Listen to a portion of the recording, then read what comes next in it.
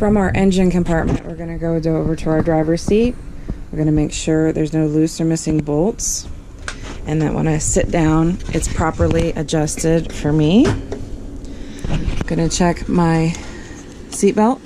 Should not be frayed, and it should have no loose or missing bolts top and over here at the bottom where it connects. We are going to put our key in the ignition, our foot on the brake, and our key in the ignition. We're going to turn to the right, which is called auxiliary. We're going to listen for the ABS chuff sound, as well as the ABS light to go off on the dash, and in the first 5 seconds, the oil pressure gauge should move.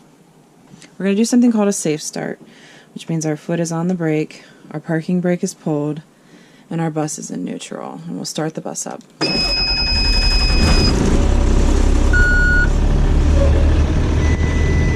We're going to do our brake tests.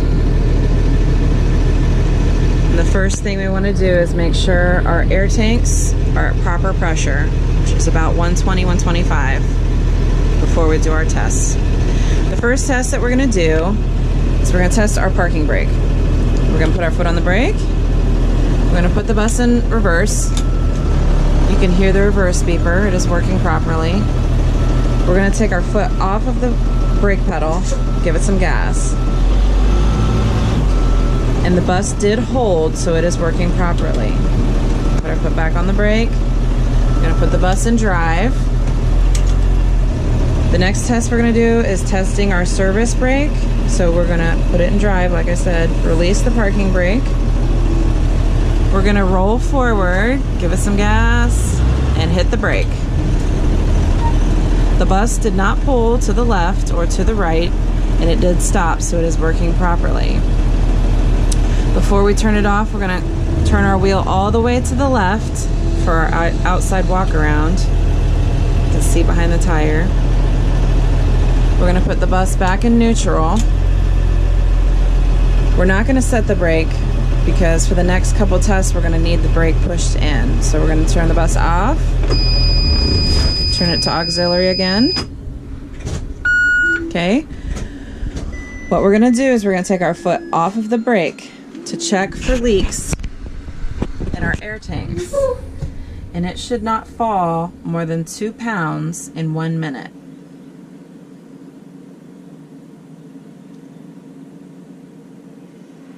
We're not going to actually complete this whole minute. We're just showing you what you need to do. The next test we're going to do is we're going to check for leaks in our service brake and our air tank.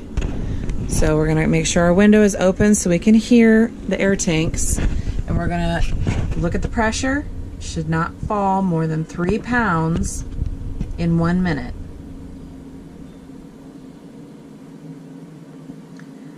And again, we're not going to go the full minute. The next test that we're going to do is called the low air light and buzzer test.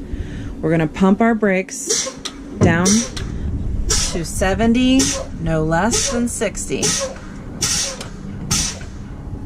And our low air light and buzzer should come on. On both tanks, our light came on and the buzzer did sound, so it is working properly.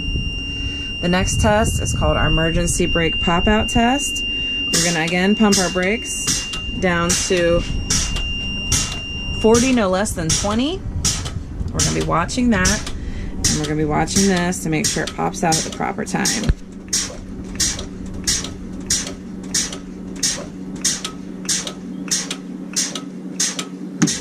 And it popped out, so it is working properly. Again, we're going to do our safe start. Foot on the brake. Brake is already set. Bus is in neutral. We're going to start it back up.